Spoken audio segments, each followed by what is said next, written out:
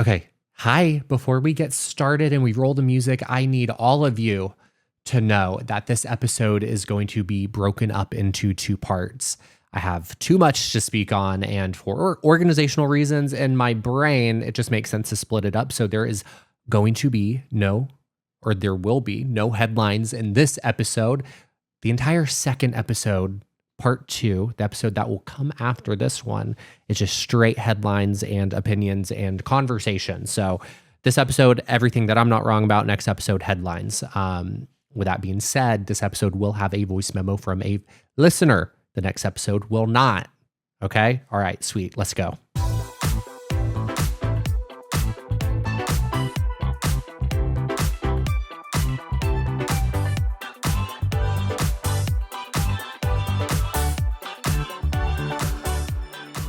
Hey everyone, welcome to He's Not Wrong. I'm your host, Chad D, and this is going to sound crazy. I'm well aware, but listen, I have to edit my videos and podcasts all by myself, and if I'm going to look at myself for hours on end, I need to look presentable, at least, at minimum, for my own sake, for my own mental health. So yes, what I'm trying to say is I delayed this episode for the sole reason of getting a haircut. So what? Or when you look your best, you feel your best, or something like that. I have been having an issue with my haircut place because the Miss Ma'am that I usually go to is booked out so far in advance that I can never get in with her anymore. So Maria, if you're listening, I need you to open up your schedule. But no, for real, I'm happy for her that she is successful and that her business is going well. But damn, at what cost? At what cost? I simply am incapable of booking a haircut more than 6 weeks in advance. My hair growth is random, it's crazy, and it's consistently inconsistent, as is this podcasting schedule. So this time around, I kept it in the company's family that I usually go to, but I did see a new guy at Zephyr Barber. His name is John. And I highly recommend him for all of your hair cutting needs. He is located in the West Homewood Zephyr location. Tell him Chad sent you. I'm not getting paid for that either. So that's just a free plug. I want y'all to go support John. Maria has a lot of business. If you can get in with her, then good. But John, go see him at West Homewood.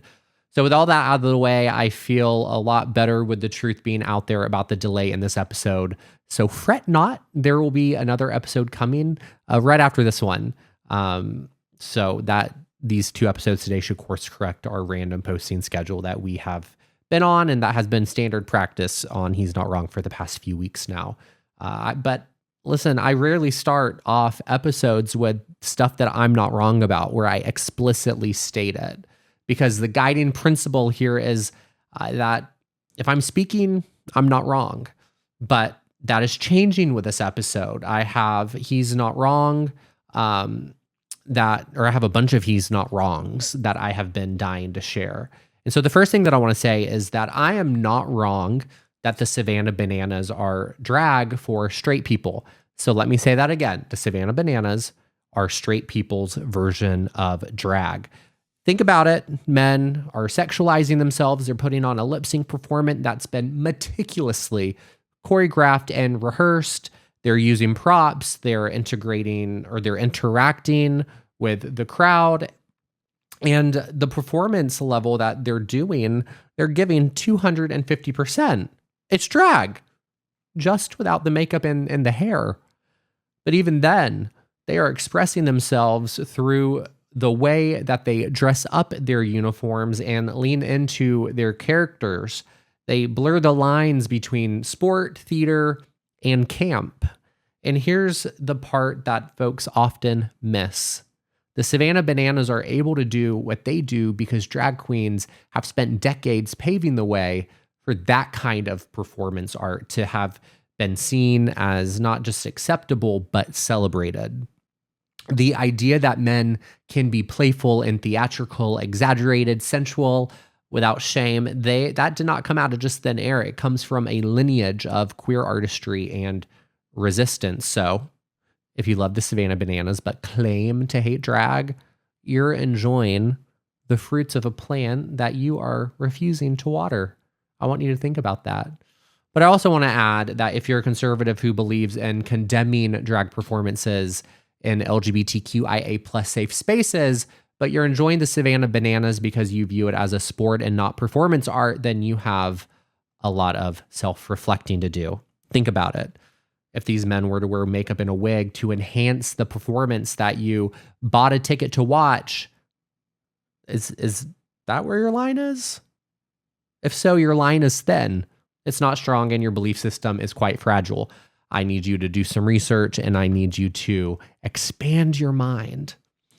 So keeping it on the theme of drag queens and straight men lip syncing, we need to discuss something that has bothered me to the deepest parts of my core for years now. And that is what I refer to as baby style lip syncing.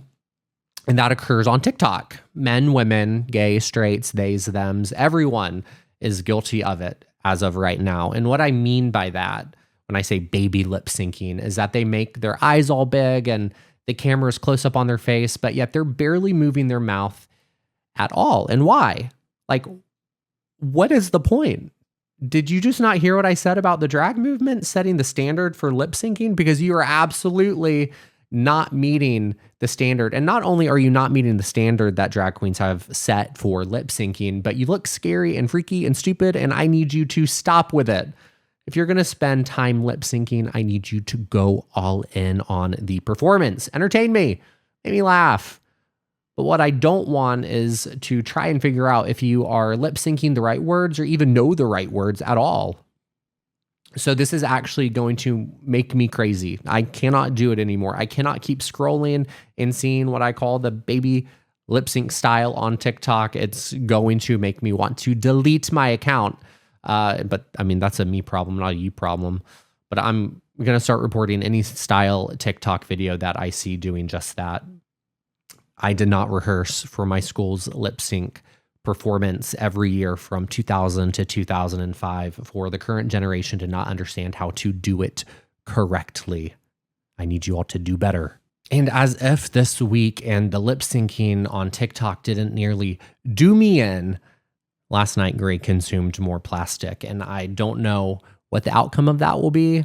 But tune in next week for an update because I'm sure he is going to cost me even more money.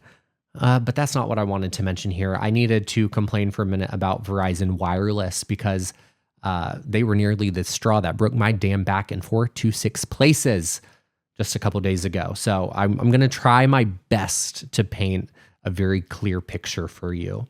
I was paying $142 a month for my phone plan. Like no bells, no whistles, no special perks, just $142 for my phone plan with Verizon, just the basic cost of staying connected.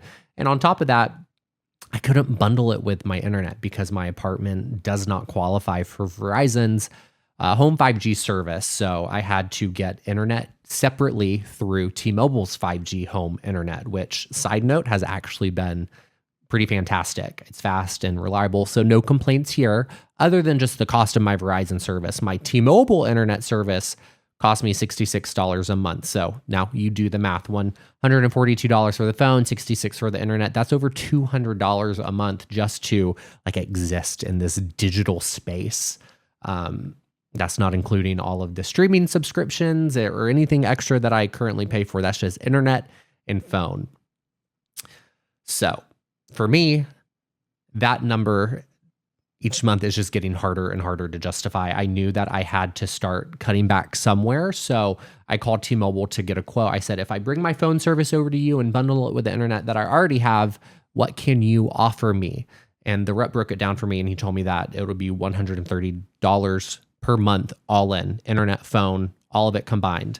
That's the new total. And get this, that plan includes Netflix, Hulu, Disney Plus, Paramount, 4 major streaming services, all included in my phone and internet bill, $130 for all of that.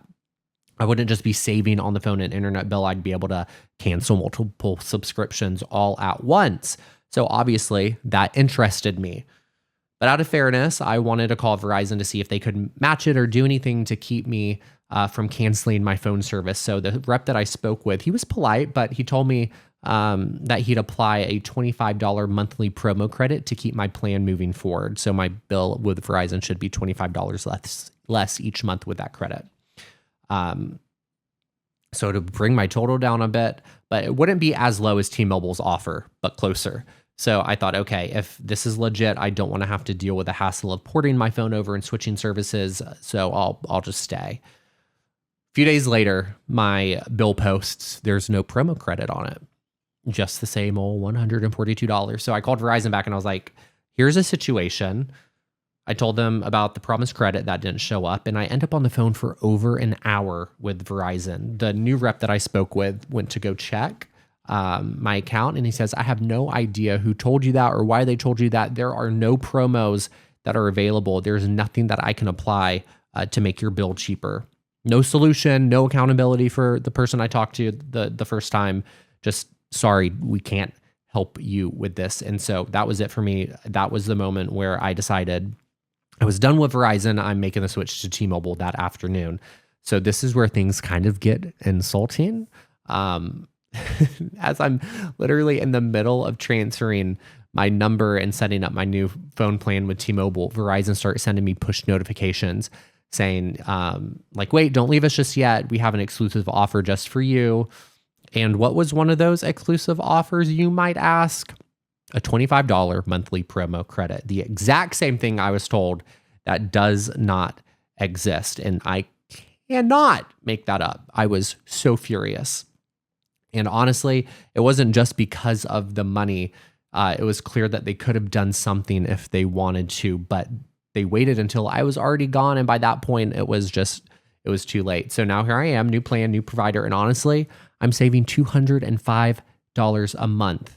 That's the combined total for what I am no longer paying for Verizon, plus all the streaming services that are now bundled into my new plan. And I'm not saying this to advertise for T-Mobile. I'm saying this to make a larger point that you do not have to stay stuck in expensive systems that are not serving you anymore. You do not have to keep paying for things that are giving you less and less value every month just because it feels easier not to make a switch. So I want to encourage everyone listening to rethink what it is that you're paying for each month. Take the time to run your numbers and cancel the subscriptions that you don't need. Move to a plan that actually offers you something in return. And yeah, if that means switching phone providers or apps or banks or credit cards, do it.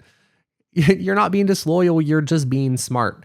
Because as we talked about earlier this month, or last month, I should say, when Jeremy sent in what he was not wrong about, these corporations are getting rich off of our backs. They're banking on the fact that we won't ask questions and that we won't shop around and we won't push back, but we can and we should. So get the phone plan that includes the streaming, get the Amex Platinum if you're going to use the monthly credits, maximize what you're paying for, but don't pretend like I didn't tell you. Okay? All right. Next thing that I'm not wrong about. When I say long form vertical, excuse me, I just got tongue tied. Let me restate that. When I say long form vertical content is about to become our standard, you all need to mark my words right now. We are moving towards a future where TV shows and even full-length movies will be shot and distributed in the same vertical format that we associate with TikToks and Reels. And I don't just mean teaser trailers or highlight clips. I'm talking full narratives, full episodes, multiple episodes, full movies, complex plots, all playing out in that TikTok style vertical format that we are also used to by this point. So I'm already getting targeted with these kind of shows. They hook you in just the first few minutes of chaos, and it's just enough to get you emotionally invested. And then boom, they hit you with a prompt to download some app. You have to buy some credits to unlock the rest of the story. And I haven't been desperate enough to pay just yet, but I am getting dangerously close. So I'm relying on the unsung heroes from TikTok that are out here screen recording all of these things and uploading them to Daily Motion. You might be familiar with Daily Motion if you are a millennial, but listen, if you're one of those unsung heroes, please don't stop. So if you're confused at this point, what I'm talking about, please don't end the podcast here. Keep listening. Just hear me out. what it is that I'm talking about because I'm about to give you the TLDR on this. So there are foreign production companies, most of them are in Asia, and they're hiring American actors, many of whom are like fresh out of acting school, or they're just looking for the next gig to sharpen their skills and to build out their resume. And these companies, they're producing these vertical shows and movies that are entirely AI written. And I say this with full respect. They are some of the worst pieces of content that I have ever watched in my entire life. But yet I am completely obsessed. I cannot look away. And so I want to give you an example. So I got served one of these videos on my For You page just the other day. It's called, and I quote, Objection, I'm not gay. That's the actual title. The plot, you might ask, it's a guy who got dumped by his girlfriend. He goes out drinking, he stumbles into a bar, and he declares that the next person who walks through the door will be who he marries. Well, the next person that walks through that door is a guy. And as you can imagine, he was not exactly thrilled with that when he woke up the next morning, but that's just the beginning. It turns out that they're competing lawyers. One of them is in the mafia. There's an attempted murder plot, a sister in the hospital dying. There's bullies, corrupt attorneys, and then plot twist, husband number one actually saved husband number two's life as a child. And he knew in that moment that he was his love, the love of his life, and that their paths were destined to cross again 20 years later. I mean, come on, the storyline is extremely chaotic, but the dialogue is lifeless and the acting is subpar at best. And the emotional stakes just are non existent. And I'm eating it up. I can't get enough of it. And now, here's the kicker. This is the future of content.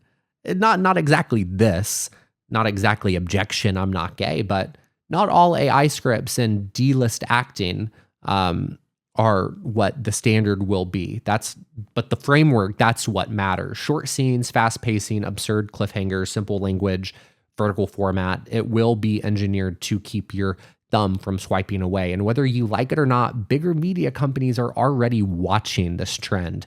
They're going to polish up this formula and they're going to roll it out en masse, and they'll do it for cheap because that's how media consumption shifts. This is how the next generation of binge-worthy content is being built. So no, I'm not wrong that long-form vertical storytelling is coming, and it's going to entirely flip the industry on its head. So please watch this space. So we are going to do something a little different with this part 1 episode because I want to get to my viewer submitted voice memo now because I have a different plan for how I'm going to end part 2's episode. So we're going to do the voice memo now, and then in the next episode after this, there will be no voice memo. I'll be ending in a different way. So I want to say before we get into the voice memo, I want it to be known that for part 2, it will be all headlines and opinions because a lot has happened in the past 2 weeks, and all that information deserves to stand alone from the light and fluffy stuff that we just discussed in this first part. So with that being said, I want to go ahead and kick off the voice memo that comes to us from Laney in Denver. So let's hear what Laney is not wrong about. Okay, let me try and do this in a nice way. Hello, you dirty little boys. Let's unpack that. Um, I mean, I'm not wrong about that. Not an overreaction to say that marketing a soap bar to little boys. Again, using Sydney Sweeney, which diva, gold, love her. I mean, she's amazing. Body of a goddess. I get it, but let's not forget how deeply inappropriate this is, and yes, even pedophilic. If a grown man marketed a product to little girls, hey, little girls, while leaning into overt sexualization, the public outcry would be immediate and intense, likely calling for accountability or even legal action. The fact that this is being brushed off or joked about because it involves a woman, one that's beautiful, of course, speaks to the dangerous double standard that there is between how we protect children. Sexualizing children, regardless of who's doing it, what the gender is being aimed at, is never okay. I mean, What are we thinking here? We're worried about the male loneliness epidemic. We're worried about boys becoming incels, but we're still allowing them to be targeted sexually at inappropriately young ages. Because let's get real, who's going to buy this far? Yeah, there will be some grown men, but hey, dirty little boys. Like, let's just sit with that. I'm not wrong about this being wrong. And more note to add, I'm on a walk now with my dog, but and it's not what she's doing. I absolutely love sex work. I support sex work. I support sex workers. It's the fact that we are targeting youth. We're targeting juveniles.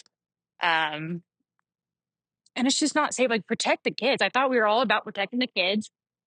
When the hell are we actually going to do it? Laney, you are not wrong. I completely agree with you. If I'm being honest, when you sent me this voice message, I did not know what it was that you were referencing. I had to go on TikTok. I searched up the Sydney Sweeney ad that you're talking about, and yeah, it was a little freaky. I'm not gonna lie. The way she was talking in the bar and who it is targeting. I don't find it cute. I don't find it funny. I agree. We're supposed to be protecting the kids. So why is there this double standard on um, what kind of kid is who we're protecting? That shouldn't be the approach here. The approach should be all kids need to be protected from capitalistic marketing, and especially marketing and content that is sexual in nature. It's not cute. It's not funny. I've talked a lot on this podcast about the issues that I have with capitalism getting rich off of our backs, but we have to draw the line somewhere. We have to say enough is enough. We have to stand up and we have to actually start, protecting those who are the most vulnerable in our society, whether that is the immigrant problem that we're currently having and protecting them, or protecting youth and kids from these marketing tactics from multi-billion-dollar corporations. It's insane. It's ridiculous, and it has to stop. And we have to start standing up and protecting them, because we can't just pick and choose who we protect. If we're going to say protect the kids, then it's a standard that we have to apply across all platforms, all mediums, all belief systems, and we actually have to start doing it. So I appreciate you sending in this voice memo. I fully agree with it. It's something that I think we should dedicate an entire episode to in the future, because there's a lot that can be said here. There's a lot of double standards and capitalism and politics and marketing tactics that we need to call out and talk about and think about and discuss.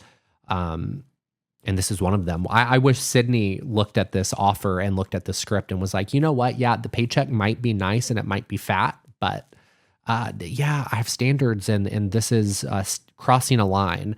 I don't think we'll be able to change anything until the people who are, benefiting monetarily from these opportunities start standing up and going, you know what? The money is not worth the harm and risk that I am releasing out into the world and into society. So someone has to start standing up, and I think it's like people like Sydney who need to be the ones to say no first. So again, thank you for sending that voice memo. We'll talk more about this in another episode in the near future, but you made it to the end of part 1 of this episode. I think this title is going to be Savannah Bananas are drag for straight people. I think I just decided that in this moment. So if you enjoyed this episode, this part 1, please be sure to give it a review and leave a comment on Apple podcasts. I'm a little tongue-tied right now. Today's been a long day. But leave me a review, please. Leave 5 stars. If you want to send in a voice memo, you can do so by sending me a voice memo DM to my Instagram at He's Not Wrong Podcast, or you can call in to 205-538-3202. And you can leave me a voicemail about what it is that you're not wrong about, and I'll feature it on a future episode. So with that being said, please stick around and click the next episode after this so we can talk about what the past 2 weeks have been like in the headlines, and really tie it all together and have a discussion about where we're headed as a country. Awesome. See you in the next episode.